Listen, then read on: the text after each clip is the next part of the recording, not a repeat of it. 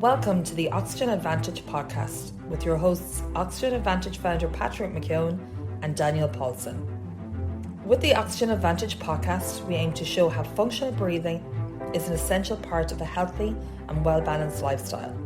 Each episode, we meet experts in their field from around the world and talk about their lives, their experiences, and how they learned the importance of breathing. Join us and get inspired.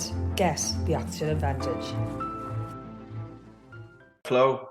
We hear the word all the time, so I'm joined by two experts, Michael and Rian, and they're from Flow Research Collective. And I think this is going to be a great one of those conversations that I've been wanting to happen for a long time. I'm also joined, of course, by my sidekick, Daniel Pållson from Sweden. So between the four of us, let's untackle what is flow. So for anybody that's just kind of starting to hear the word for the first time, how would you describe what flow is? I'll give the quick breakdown, Patrick. And first off, thank you very much for having myself and Dr. Mannino on the podcast today. As I mentioned before we started recording, we've been huge fans of your work for years and years now, and you've done just incredible work for the field. So thanks for everything you've done. And so flow is technically defined as an optimal state of consciousness where you feel your best and you perform your best. That was a fairly broad definition that Mihai Csikszentmihalyi, who was one of the co-founders of positive psychology, landed upon when he first coined the term flow back in the 60s, before a lot of the research was done. The description of flow that is most commonly used describes the qualitative nature of the state, meaning what it actually feels like, the experience of the state. And Csikszentmihalyi used to describe it as a state of rapt attention and total absorption, where you get so focused on the task at hand that everything else disappears. Action and awareness, so what you're doing and your awareness of what you're doing start to blend and merge. Your sense of self, which our partner Stephen often describes as your inner Woody Allen, that voice or inner monologue that's going on in your brain, that tends to quieten down and go offline. So self-consciousness decreases, and then our sense of time distorts. So time dilates. Usually, especially in cognitive flow states, it speeds up. Sometimes in more physical flow states, and Michael can potentially later on speak to the mechanism behind this, it actually slows down. An example of time slowing down in flow is the classic visual of a surfer in the barrel of a wave, for example. And then throughout this experience of flow, lots and lots of research, again, since Csikszentmihalyi coined the term back in the 60s, have correlated it to increases in performance across multiple measures of performance, from learning to creativity to metrics of overall life satisfaction, like well-being and happiness and sense of meaning as well. So that's a quick breakdown on flow. I'm happy to give a breakdown on what the Flow Research Collective is as well, if that's useful too. Yeah, of course. So it's kind of, am I right in saying it's an absence of thought? It's being able to put the critical mind to one side. That would be a characteristic of flow, I would say. And Michael, maybe feel free to speak to that as well. Yeah, I think what the research showing is now it's a little bit more nuanced than just the absence of thought. There's a lot of creativity that comes with flow. There's a lot of innovation. There's a lot of even critical thinking and being able to make decisions. So the decision-making areas of the brain are involved. So I would say it's the absence, like there's this aspect that Rian was talking about, ego dissolution. So the default mode network of the brain, which is involved in mind wandering and self-thought and self-referential thought and rumination and that kind of thing, that sort of area of the brain in a flow state sort of attenuates and goes away. So it's the absence of that aspect of thinking that goes away that allows other aspects of thinking to really flourish, like lateral thinking or pattern recognition and so on.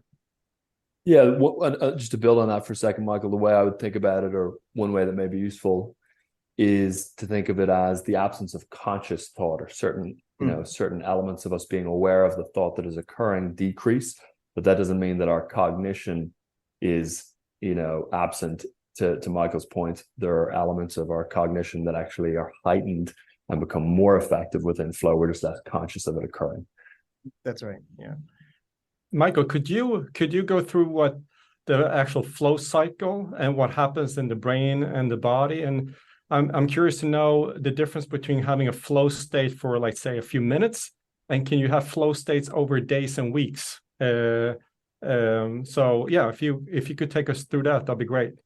Yeah, so what the current research shows is that flow is not sort of a binary process. It's more of a cyclical process, as you mentioned. So we start with this struggle phase, which is more explicit learning. There's a sense of fight or flight response, which I'll get to in a second. Actually, Stephen has this great quote: flow starts when you say yes to the fight. So there's this frustration, there's this sympathetic response physiologically that's happening in the body, more activation in certain parts of the brain before you actually enter into the flow state. After that, you have this release part of the cycle. So this sort of letting go phenomenologically. So like the felt subjective experience is like this felt sense of just letting go of the problem. That might mean taking your mind off the problem. And that can happen on different sorts of time scales as well. A lot of that research comes from Herbert Benson's work out of Harvard, and he wrote a couple books, The Breakout Principle and The Relaxation Response, where he talks about there's this maybe pre-performance anxiety, a struggle phase, then a letting go, then you break out, and then there's this new normal. And so that's sort of analogous to this model of flow cycle. So the struggle, then this release, and in the release phase, there's an upregulation of the parasympathetic response. So the calm, the rest and digest. So you have this sort of like antagonistic balance between the sympathetic part of the peripheral nervous system and the parasympathetic. So the fight, flight, or freeze with the rest and digest. And then as we enter the flow state, you have this co-activation of both.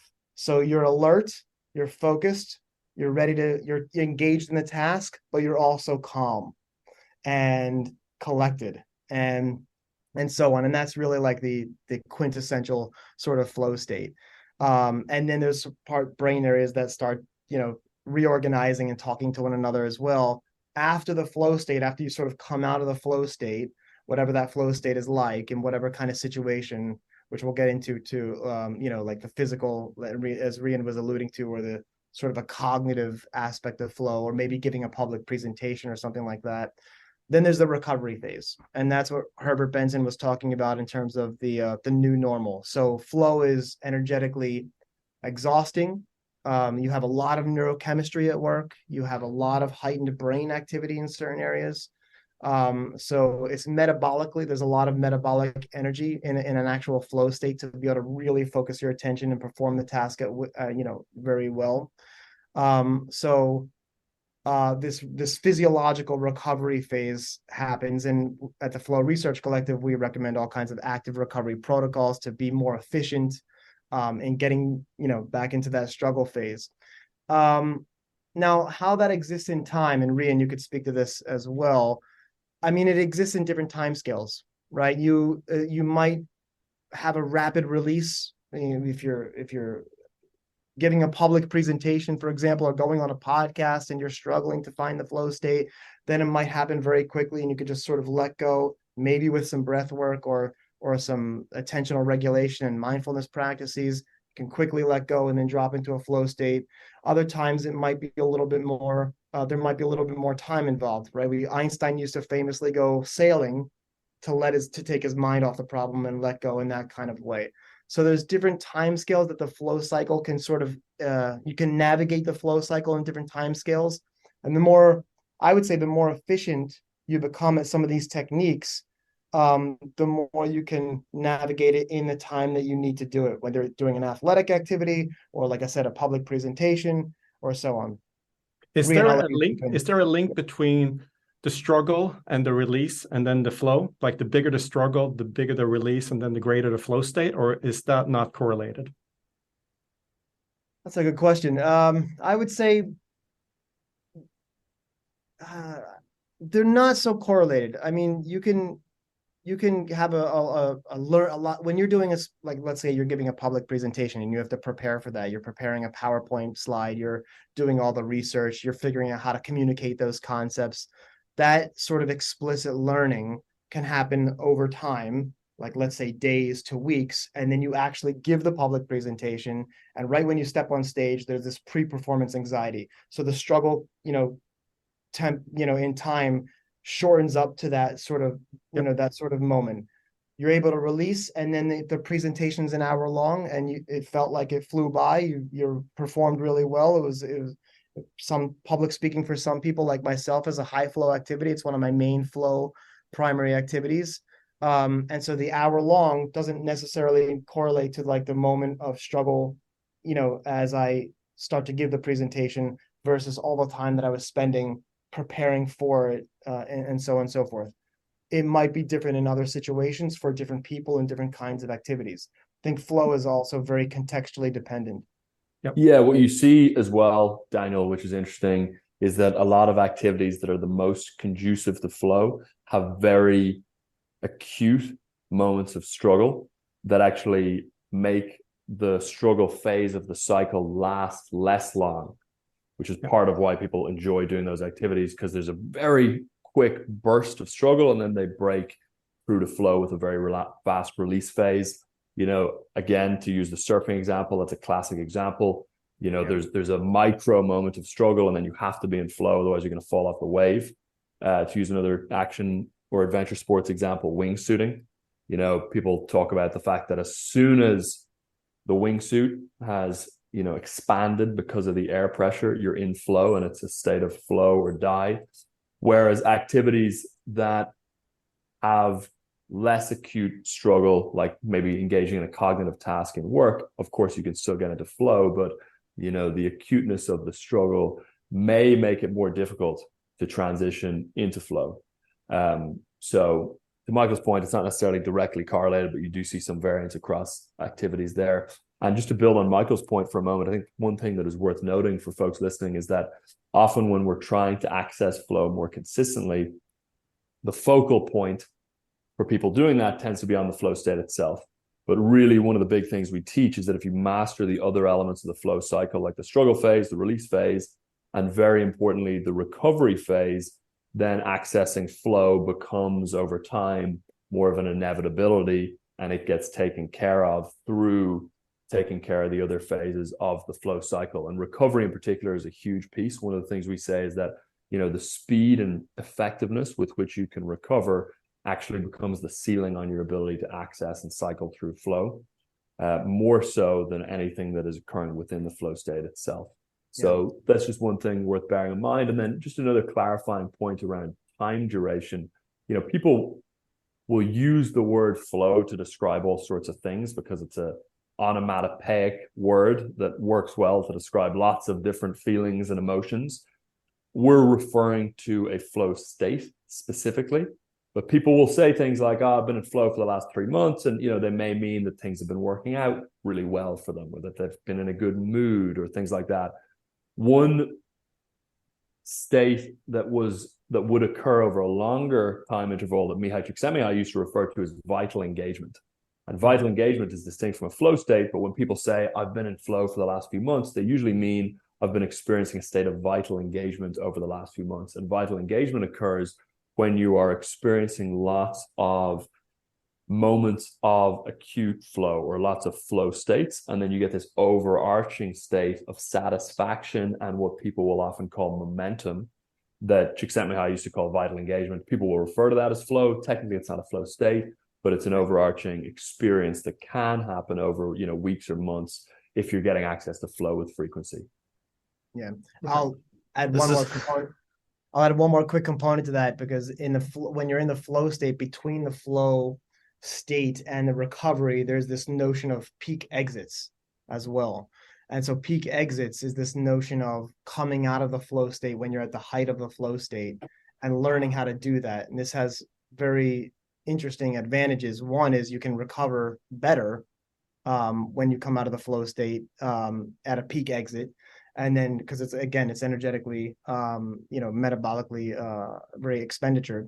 And then the other reason is that you actually are able to have this return to the flow state and you can be more creative. Like there's this, a lot of examples in in literature, Ernest Hemingway would stop writing in the middle of a sentence and so on, right when he was in the middle of a flow state. And there's other examples. So learning and cultivating that skill of knowing how to exit a flow state could be very, very beneficial for navigating the flow cycle as well. I have a couple of questions. Sorry, Daniel. One is, do you feel that your attention shifts in the brain? So say, for example, going out to give a public talk, Michael, and you feel the nerves beforehand. And I'm interested about the struggle phase, because when people hear the word struggle, they're thinking, I don't want to experience that. But you're talking about a state of nerves whereby you're not too stressed or you're not too relaxed. You're kind of in that, it's an increased stress response, but it's not too much that you're going to bottle it. You're going to bottle up.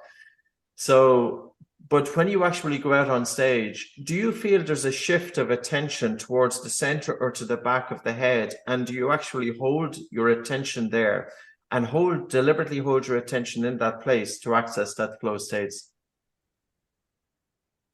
That's a great question, Patrick. Couple of things I want to say is, one, I feel there is a shift in attention from what's going on inside my body to the task, the action that I'm doing, the task that I'm doing, to the external world, right? And so there's this notion of interoception, which is being sensitive to the things going on inside you. You're like, I'll feel my heart beating a little bit harder, right? And more. And I'll maybe have the sensations in my gut. Maybe the muscles will be tense. Normally, and you write about this in the Oxygen Advantage quite well, but it's amazing, this visceral sensation that's going on inside you. So being more attuned to that. Now, when you're more attuned to that, it has a lot of advantages in terms of your being able to focus and switch to a flow state. And there's this sensation of switching from the inside to the outside. That's more of a physiological or a psychophysiological kind of phenomenon, what's going on inside the body. And so you do feel this switch, like phenomenologically, of, again, this letting go, and you're getting into a flow state. And the next thing you know, you're just in action. That's one of the phenomenological characteristics of flow, as Rian said, action and awareness merge.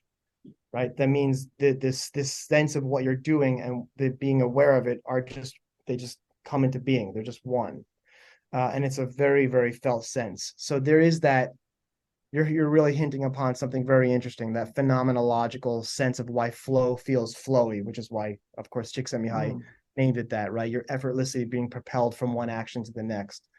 Yeah, I feel it, to be honest with you, and I don't know what's going on. And I've never actually came across it. If I'm to go out on stage and the nerves are just right, I will automatically bring my attention to the back of the head, and I hold my attention there. And the critical mind is almost just put aside, and bringing attention, dispersing it throughout the body, and going out and talking as if you're talking with every cell of the body, that you're fully immersed in the present moment, which I'm assuming is also flow states or in the zone, that there's words that are synonymous. But I'm also just wondering, because for me, a quick access point is just shifting attention, that we can do it in split seconds. And I'm wondering, has there ever been anything done on that in terms of looking at the changes in the brain structure, or where we bring our attention, that we could access it? Not just that our attention in the brain moves, or activity in the brain moves, but if we were actively switching our attention to different parts of the brain, could we speed it up? I don't know. So thanks for answering, Michael. Yeah, and Michael, just to elaborate on that a little bit, it might be worth just speaking to the downregulation of the prefrontal cortex with transient hyperfrontality, and then maybe what's happening with the default mode network. The other thing that I would wonder, Patrick, and there's some research on this, is just whether that's become a behavioral cue that triggers flow for you. We can actually use classical conditioning, basic classical conditioning, to create our own triggers for flow over time, whether it's putting on a certain set of headphones before you work, or coffee, or one common example from Josh Wadeskin in his book The Art of Learning is listening to a song before any activity within which you have a high likelihood of accessing flow, and then you start to listen to that same song before activities that you don't normally access flow, and it starts to become a behavioral cue that drives flow. So there may be a chance that that attentional switch that you're doing has become a cue that triggers flow for you over time. But Michael, maybe you want to expand on what's happening with the prefrontal cortex and the default mode network as well. Yeah, and just piggyback on that, right, where you just left off, Rian, is that because of neuroplasticity, which is the brain's ability to, let me just define that first, right, for everybody. The brain's ability, this is the fundamental basis for all learning. The brain's ability to rewire and reconnect itself due to certain stimuli or environmental stimuli or actions or behaviors that we take, right? And so because of neuroplasticity, or what's been called synaptic plasticity, the synapses are the gaps between where the neurons in the brain connect, allude to or facilitate the ability to come up with these individual sorts of sensations and cues, as Rian was talking about, and triggers that can allow us to better access flow states for our own activities and allow us to control our attention better. So that's a part of the neurobiological mechanisms behind that. When the brain, and we just published a paper, I'll just plug in right there. We just actually published a paper in Neuroscience and Biobehavioral Reviews on how the brain, the first few seconds for flow, we call it. So how the brain finds the flow state. And this is really based on a lot of Stephen Cutler's work. So there's this idea of transient hypofrontality, as Rian was mentioning. So transient means just, it's changing. It's hypo, so it lowers, and it's frontality. So like, here in the prefrontal cortex. We now know that it's a little bit more complex and nuanced than that. Certain areas of the prefrontal cortex, like the medial, like sort of toward the midline of the brain, prefrontal cortex, are actually attenuating. They're shutting down. Back to that, your inner Woody Allen, your inner critic sort of goes away. That inner voice sort of goes away. Some parts of the prefrontal cortex are then reconnecting with other parts of the brain to allow for more pattern recognition and lateral thinking and creativity. And then there's this idea of the default mode network, as I mentioned earlier, which is involved in rumination, our self-referential thinking and ego and that kind of thing. And that sort of goes away as well. That sort of it loosens its grip, let's just say, on other areas of the brain. This is essentially what happens with all breath. Like you talk about the neuroscience of breathing and the neuroscience of breath work. Most kinds of dedicated techniques for breathing actually lower the default mode network in some way, shape, or form or another. Also, this is what psychedelics do, and flow states. There's a commonality of all these kinds of things that get us into the present moment that lower that default mode network activity. And it becomes very, very helpful for all these other non-conscious processes to come out. And, what's below the tip of the iceberg, all of those things that we learn, those patterns come out and allow us to perform really well, which then has all these downstream effects on our psychological well-being and subjective well-being and so on. So if this is a state you want to be in, are there certain activities that are more prone to flow states, and how do you trigger flow states? Yeah, I'll touch on that, Daniel. There's 4 big frameworks that we think about when we think about accessing flow with more frequency.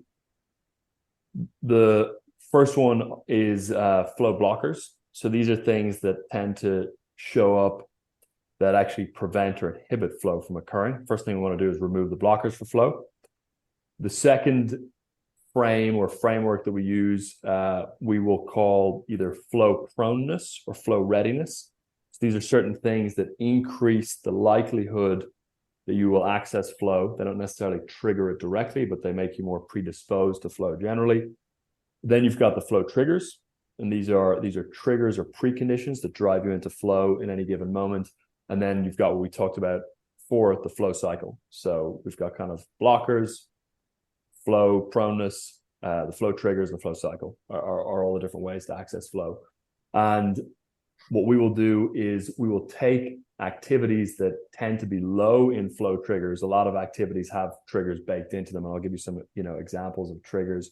One that people are generally familiar with is the challenge skills balance, which says that we find flow when the challenge level of a given task just slightly outstrips our skill level, such that we're stretching a little bit, not to the point of being over aroused into a state of anxiety, but not to the point either that we're understimulated and in a state of boredom. We want the challenge level of an activity or a task we're engaging in to just slightly outstrip our skill level. So the challenge skills balance is one example of a flow trigger. Another example is what is called in the literature unambiguous or immediate feedback. So feedback is just information that we receive in response to taking a given action. A classic example that I always like to give of immediate feedback is video gaming. Video gaming is incredibly effective at driving flow. One of the main reasons is that the feedback is highly unambiguous. It's very direct. You press a button on the controller and instantly things spread across the screen, or the controller vibrates, or you hear a certain noise. And feedback's also immediate. So you take an action and immediately you receive feedback in response to that action, which drives you into flow.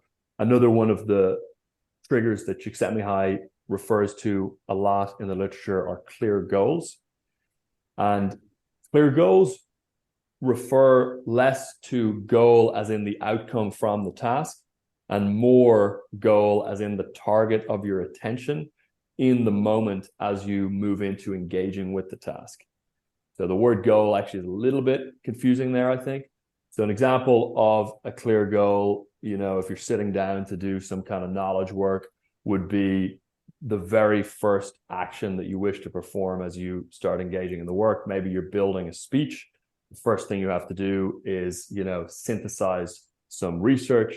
And before you can even do that, you have to dig up the research papers from your Google Drive. The clear goal would be that very, very first action or operation that you have to perform. And the clearer the goals are, the more easily attention can go from divergent to convergent, the more easily you can kind of slide into flow. So what we will do is we'll take activities that tend to not be very rich in flow triggers, like certain kinds of knowledge work, and we'll have people intentionally bake in triggers for flow into those activities. And again, certain activities are very rich in flow triggers naturally, and these are the classic things that people get into flow doing. I mentioned some action and adventure sports examples. Creative activities are also very rich in triggers for flow, playing music or performing or acting, things like that. They have a lot of triggers, like risk, which is one of the triggers for flow. Novelty is a trigger for flow. Complexity is another trigger for flow that you see in a lot of those activities. So that's kind of the general approach that we take, is removing the blockers, adding flow readiness or flow proneness. We can talk about some of the ways to do that. Then directly adding triggers into given activities, and then making sure people are effectively moving through the flow cycle as well. So that's what it looks like at a conceptual level. Michael, feel free to add anything or build on that as well.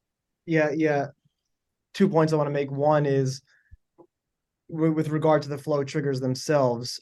Once you, like Rian is saying, learn how to bake them into the activities that you're doing, you can increase the likelihood of getting into flow in that type of activity, right? But then there's also the other way around. You can see this as looking at your entire life through the lens of the flow triggers.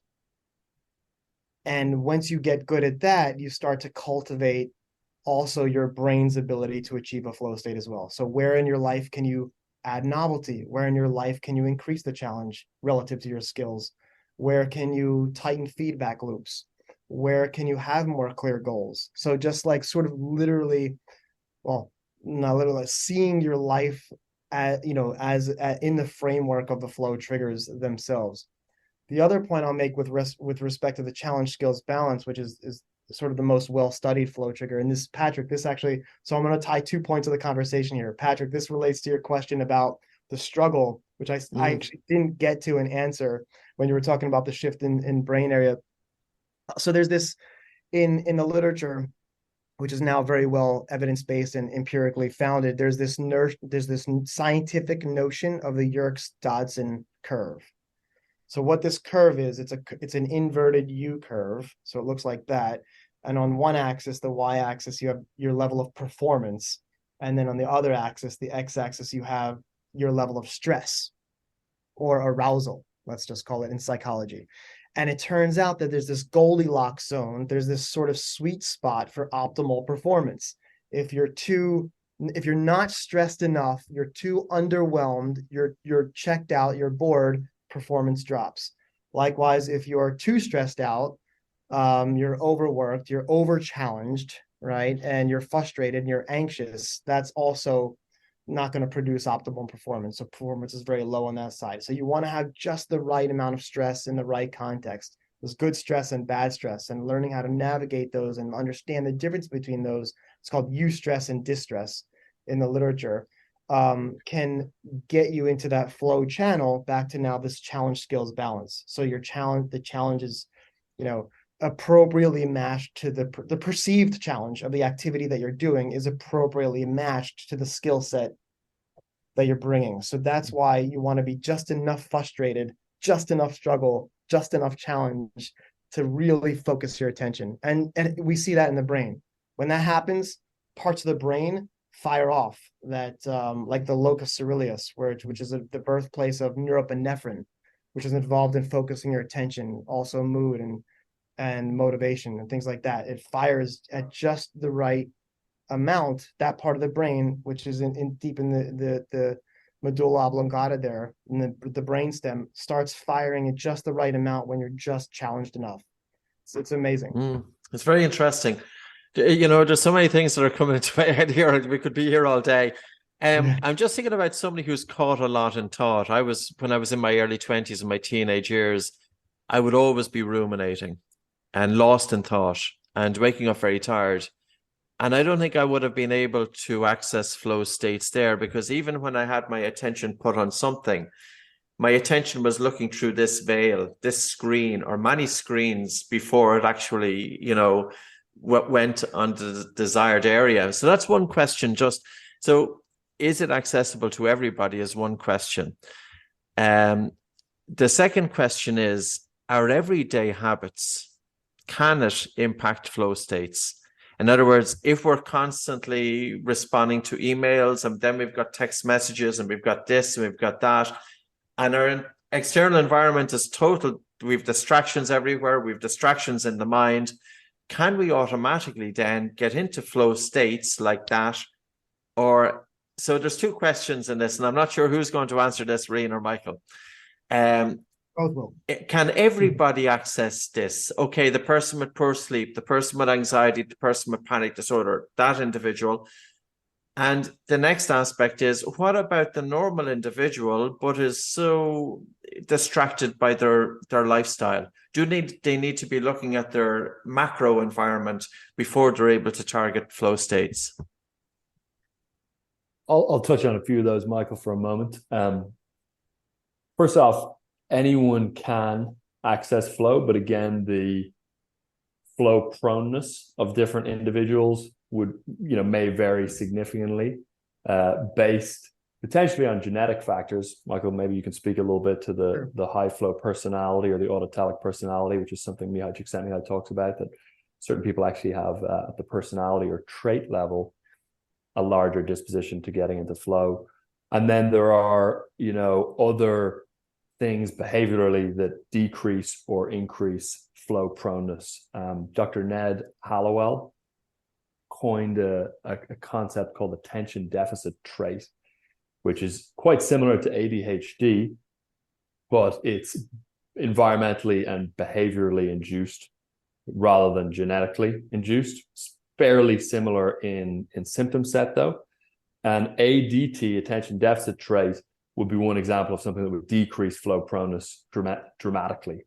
And there are ways that you can exacerbate or worsen ADT or decrease ADT.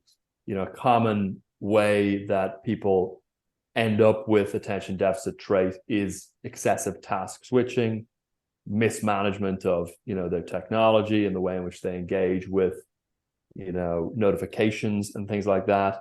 So there's a whole host of behavioral changes that we recommend for distraction management and reducing any kind of attention deficit trait like symptoms.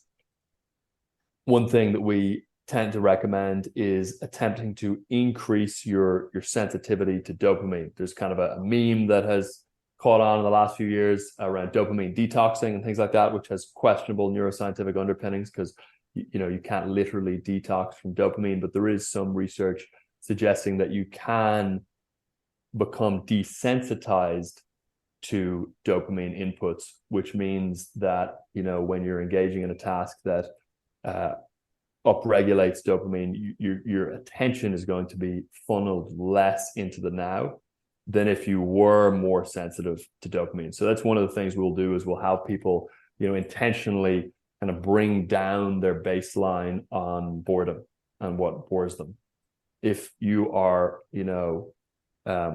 bored by less, meaning it's harder for you to become bored, then tasks that are very cognitively demanding, that aren't particularly stimulating, that aren't flooding your brain with dopamine by pressing on the nucleus accumbens, all of a sudden those tasks become more interesting and more enthralling, and it becomes easier to locate and funnel your attention onto those tasks and sustain it on those tasks. And a simple example I always like to use is, if you bash through TikTok for 20 minutes, which is, going to result in your nucleus accumbens basically being ringed like a sponge with dopamine just squirting all over your brain. Pretty much what every teenager is doing at the moment. And it's not even for 20 minutes. I have a teenager inside and trying to get her off a mobile phone, I have to say, is it's scary, it's scary because you do that. Yeah, you do that for whatever amount of time, maybe way longer than 20 minutes. And then you sit down and you start to engage with something that is very low in cognitive stimulation, like maybe writing a 2,000 word history paper or something like that. And all of a sudden, the dopamine threshold or level in task A, which was TikTok, relative to task B, has just fallen off a cliff.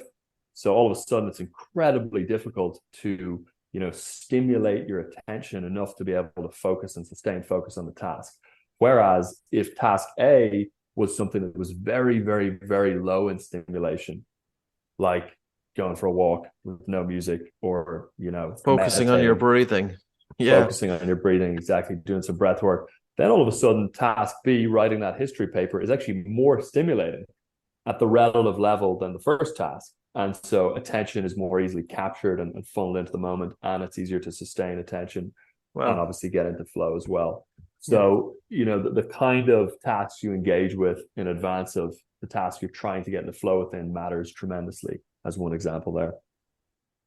Yeah. If you did, I'm sorry, Michael. No, go ahead, Patrick. If you did some breathing exercises then prior to a difficult task, and you do breathing exercises to downregulate, dampen sympathetic drive or dampen the stress response, could the breathing exercises make you too relaxed that you don't then get into that struggle phase to access the flow? In other words, could the breathing exercise help on one hand but sabotage you on the other hand? Or do you do a combination? Do you do down regulation first and then do up regulation so you're in a better state of mind before going into the task? Most people, at least the ones we work with who tend to be type A and hard charging, struggle way more with down regulation than up regulation. That tends to be the issue. And so we teach a whole set of skills around what we call distraction recovery, which is basically doing exactly what you just mentioned, where you engage in some kind of a task that has just fractured your attention and overstimulated you. You need to engage in another task that requires you to be, able to hone and sustain focus. And you need some kind of transition ritual or bridge that resets your nervous system, and the overall level of stimulation. Usually people's problem is being overstimulated because the thing they've just done, scattered and fragmented their attention. And so generally, we don't necessarily see that people end up under aroused and that's the issue for flow. Theoretically, that is possible, though, because as Michael mentioned, you've got that inverted Yerkes-Dodson curve that is demonstrating overall arousal. And you do want arousal to be at a sweet spot where you're calm and alert. You're not on one extreme or the other. You're not over aroused or under aroused. But generally, down regulating people lands them in the sweet spot, in our experience at least. That seems like heart rate variability could be a metric that's, if not one-to-one, but correlated. What's your experience from, because we use it all the time in Oura rings or whoop straps or whatever. What's your experience from that? Well, that's actually a good proxy, perhaps, by which you can actually navigate the flow cycle, by the way, using heart rate variability, because it helps you with recovery and it also helps you with it's a metric and it's a measure for so many different things: emotional regulation, decision making, being able to focus and pay attention and that kind of thing. So it's a really good proxy for helping. I use it all the time, my heart rate variability, to actually help me predict when I'm able to more likely get into a flow state with a particular activity, how I should recover till I try and get in another flow state, the next flow state. So that's we highly recommend paying attention to that. And that's also provides good feedback, right? It's the part of this notion of quantified self, which in my view, if used correctly, can really give you that immediate feedback to help drive you into a flow state. Would you say, because we work with athletes, that if you have a certain baseline, if you're close to that or higher in the baseline, you're more prone to get into flow states and more prone to have a higher performance, versus if your heart rate variability was lower on that day, 10, 20, 30%. Is there a correlation over time with performance and heart rate variability, you think, for athletes or for CEOs for that matter, but particularly for athletes? Yes, I think there's absolutely, and there's plenty of evidence in the literature that supports that. The heart rate variability as a measure of, let's say, capturing vagal tone, right? So it captures parasympathetic balance, it captures autonomic nervous system balance, right? Part of different ways to measure heart rate variability capture that. So the low frequency versus high frequency ratio is a measure of sympathovagal balance, it's called. And understanding how those two branches of the peripheral nervous system, the autonomic nervous system, are balanced can help actually with a whole host of outcomes. As I said, cognitive outcomes, emotional outcomes, even your ability to, for example, recognize emotions on other people's faces. So it's been shown that people with higher heart rate variability have more intonation in their voice. They have more active facial expressions, and they're better recognizing facial expressions on other people's faces. So it has a social heart rate variability component as well, which is probably good for group flow. And so there's so many different kinds: mood, inflammation, resilience, adaptability, again, decision-making, anxiety. All of these things have been correlated with heart rate variability. So it's just what we're discovering now as a psychophysiological metric that it's correlated to it's amazing. Yeah, and I'll just add a quick. Go ahead, Ryan. Yeah, I'll just add a quick anecdote to that. So we did some research and work with a guy called Don Moxley, who was a wrestling coach at Ohio State University, and he actually got it to the point with his wrestling team where he could predict with very, very high levels of accuracy whether they would win or lose just based on HRV. Yeah. And he actually found that the biggest lever, for whatever reason, for his wrestlers on increasing HRV was the use of sensory deprivation chambers or float tanks. And so he would have them use float tanks in advance of wrestling, obviously measuring HRV, and then based on how far they were from their baseline HRV in lieu of a wrestling match, he was able to predict success, essentially. Do you know if that was the day before or same day? Do you know the time frame? I don't know the time frame. Yeah. I believe it was multiple data points that he would use the day before and same day. Yeah. Because that would be highly interesting for athletes, like the readiness factor. Then you have the recovery on back of that. But the readiness is so if you could actually see your HRV the days before, slumping a little bit, and you can actually do something about it. That I think that would be very interesting. And I think actually I listened to him as well. I think you had a podcast with him or something. Yeah. So I heard that. Very interesting. Yeah. By the way, I wanted to go back to a point that we were talking about earlier. There is some evidence at the brain that so it's been shown that people with more dopamine receptors in reward parts of the brain have that correlates with higher levels of flow proneness. Dopamine D2 receptors. So there even is some sort of neurobiological, and it's really about like rewiring your brain to experience rewards in different ways. What rewards you internally, externally. At this extreme end of that is what we were talking about, is addiction, right? Like they could be a gambling addiction or something like that. But it's all about what motivates you intrinsically versus extrinsically. We talk a lot about intrinsic motivation, to go back to this: curiosity, autonomy, passion, purpose, which are also flow triggers.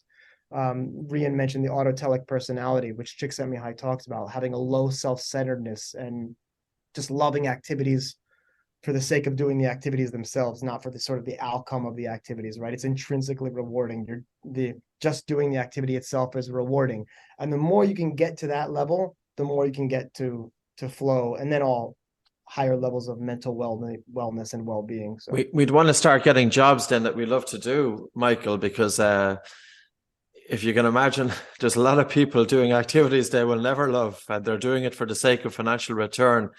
I think our education system really needs to kind of step up to the plate in terms of readiness, resilience, and teaching people how to access these states. And I'm conscious that we've only a few minutes left, but the people who can access flow states, what sort of people are they? What does it mean to what they can achieve?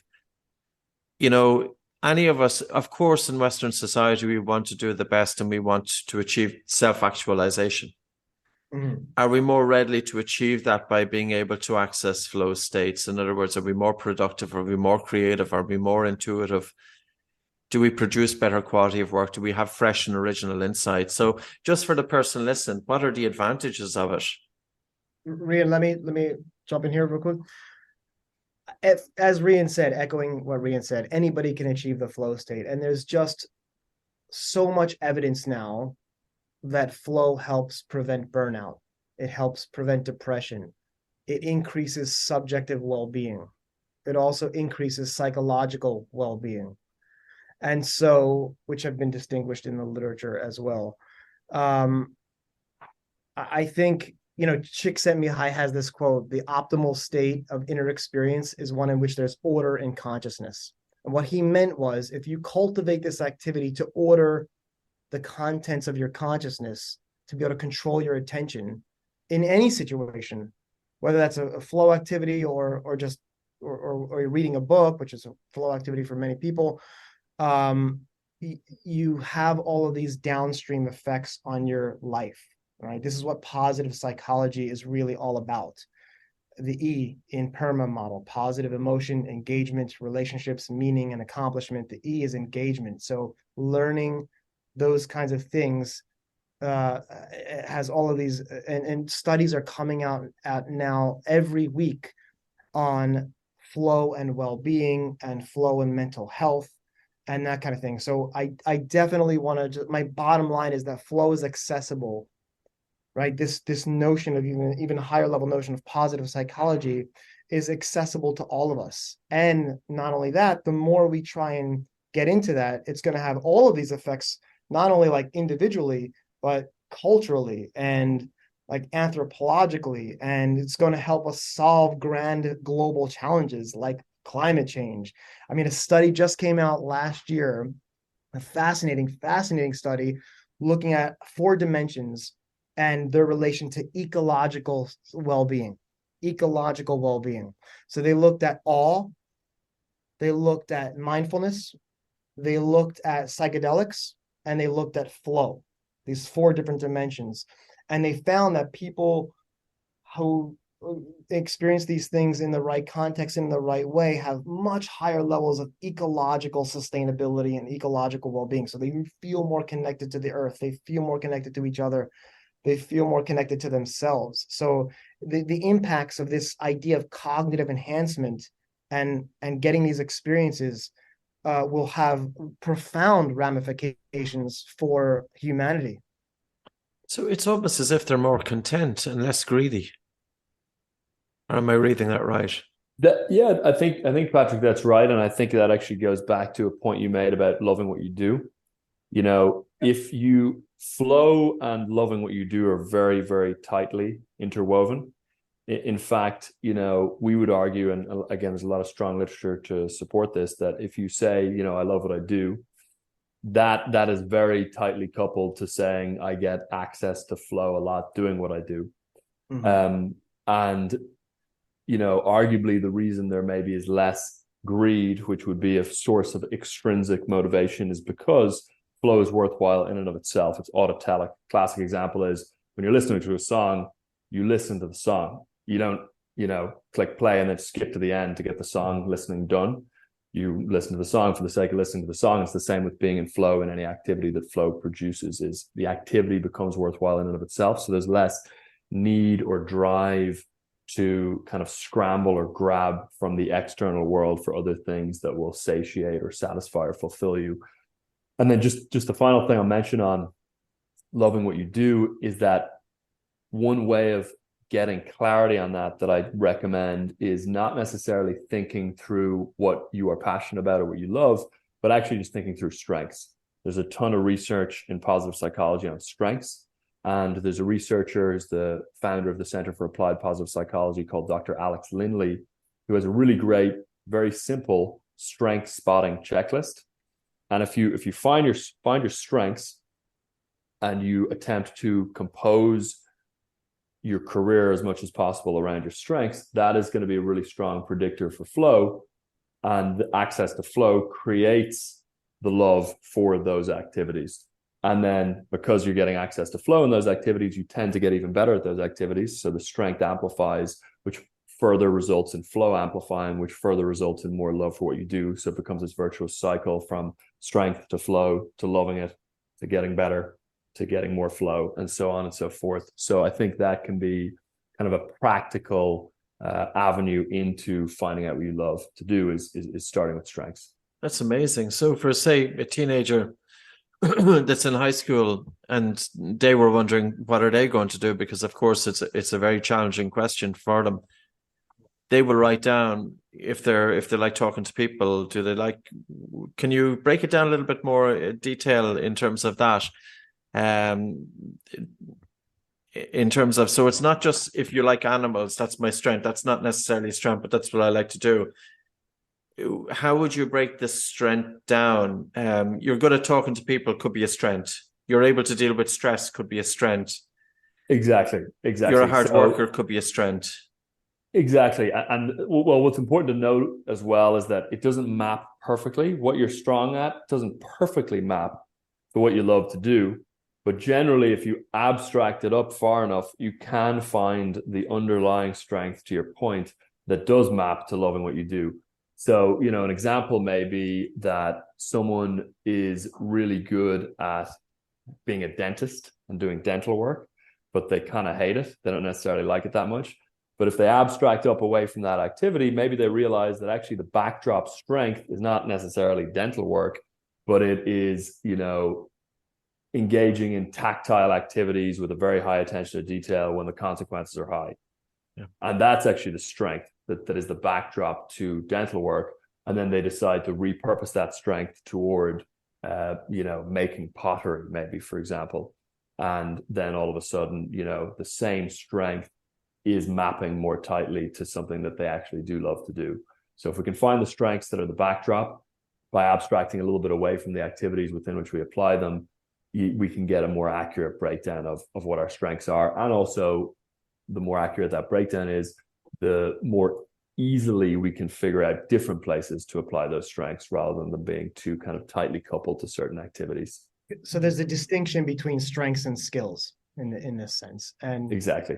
Yeah. And you want to be able to make that distinction consciously and intentionally and understand that distinction to be able to then remap and match that in an appropriately way that facilitates getting into flow. Yeah, it's amazing stuff.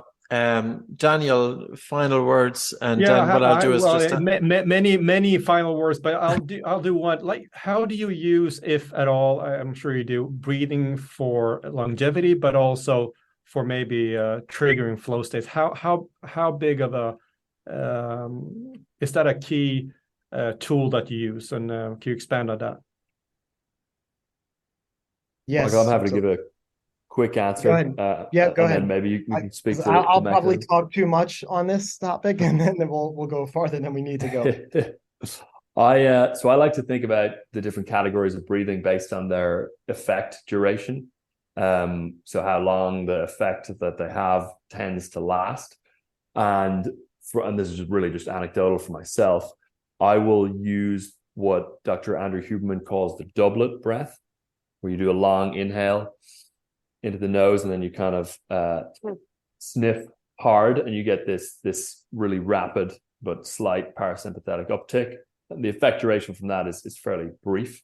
You get, like a brief hit of down regulation. Then I'll use something like, Wim Hof's breathing, which actually, I believe, upregulates the nervous system as you're doing it. You would know much better than I would, Patrick, on this. But then it has a longer effect duration that, balances the ANS over a longer time period, like that day. And then I like to do holotropic breathing, which I can have, I think, a lifelong effect duration in terms of the insights or ideas or sort of personal transformation you can experience during something like holotropic breathwork, which obviously happens over multiple hours. So I'll do that on a much less frequent basis, maybe quarterly. So that's the way I think about it personally, and kind of apply it to myself. And I find, those first two in particular help with flow and other activities. And then the third one, holotropic breathing, you can get into a sort of flow state, actually, doing it directly as well. Mm-hmm.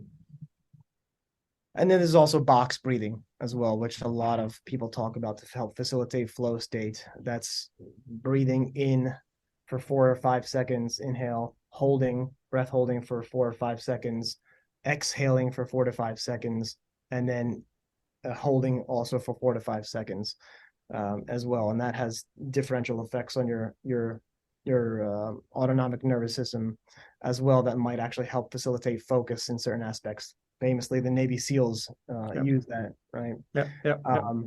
But I don't know if I want to start my part, because then I'll just derail into a whole neuroscience of breath work and neuroscience of breathing talk. But I will just say, I'll echo Rian's sentiment on that. I think there's ways to think about this categorically as like acute things that you could do in the moment, in real time, online, that might help you calm your nervous system if you're with that pre-performance anxiety, to help get into a letting go, the part of the flow cycle, to get into a flow state. But then there's also more sustainable practices that change the way brain areas talk to one another. So coherent breathing, or coherence or resonant breathing, has been talked about. This 5.5 seconds inhalation, no holding, and then 5.5 seconds exhalation. That actually has massive impacts on alpha power, so like alpha brain waves, and high interbrain synchronization. Really interesting study came out in 2020 on that. So getting that into a practice, doing that 5 to 10 minutes a day, can then help facilitate your brain, because flow may lie on that border between alpha waves and theta waves. And so you can actually rewire how brain areas talk to one another in the language of oscillation, to facilitate the flows, to getting into that entry, how the brain transitions and finds that flow state, as we were talking about earlier. Those are two that I would talk about. We would love to see some research on breathing during physical exercise, in terms of if you're breathing through your nose. There was one paper written back in 1996. It's only a small case study looking at accessing flow states with nasal breathing versus mouth breathing. Unfortunately, it hasn't been studied since, because a lot of people do physical exercise and they go to the gym for mental health reasons. They go for a run to help bring a calmness to the mind. But if they were to do it with nose breathing versus mouth breathing, it might have a totally different benefit. 100%. Sorry to cut you off. A really, really fascinating study by Antonio Zolano came out last year, showing that nasal breathing rather than mouth breathing. So when they were inhaling through their nose, the subjects were quicker to respond to fearful faces on other people's faces. So or surprise, like this. So when there was more activity in the hippocampus and less activity in the amygdala, which is involved in threat detection, when they were inhaling through the nose versus the mouth, and versus exhaling. So this suggests, these results, these data actually suggest that when you're in these kinds of situations, inhaling through the nose will help you understand the situation better and be able to respond to it. And in general, like non-conscious breathing, when we inhale, we're more brain areas light up that are more involved in perception. So sensing out the outside world. Versus when we're exhaling, people tend to actually then perform the action. right? So this is why, like getting rid of that excess carbon dioxide and exhaling just before you perform a task can actually prime your nervous system and put it in a proper place to be able to like perform that task more optimally. Michael, we need more scientists like yourself. In terms of, we think of the human nose as being a primitive sense that has been around. It's primordial. It's been here since day dot. We know via the olfactory nerve that when we breathe through the nose, there's a lot of communication to the brain that doesn't happen when we breathe through the mouth. Yes. And yet it has been overlooked. So I think this space in the next 10 years is going to be very, very interesting. I'm going to bring it to a close. It has been an absolute pleasure. It's been fascinating. If people want to dig a little bit deeper into what you do you do courses? Do you have books? Do you have offerings for people who would like to delve deeper, for our instructors, but also for the general public? Yeah, I'll mention that briefly, Patrick. And again, thanks so much for having us on here. So you can go to our website, Flow Research Collective. You can go to our podcast, Flow Research Collective Radio. Hopefully you guys will be on there as a guests soon. And then we do have a peak performance training that shows you how to access flow state consistently. It's a synthesis of about 10,000 research papers on flow that we have drawn from to create our own methodology for turning flow into a skill so that you can access flow state, more reliably and consistently. And you can find that on our website as well. And is this for athletes or business people, or is it for instructors working with clients? It's primarily for knowledge workers and leaders. Okay. Yeah, so it's workplace applied. Excellent. Pleasure. Thanks very much. Thank you so much, guys. So much for having us. It was a pleasure. Thank you for listening to the Oxygen Advantage podcast. If you liked what you heard, please subscribe and maybe take the time to leave us a review. The Oxygen Advantage podcast is available from all your podcast providers.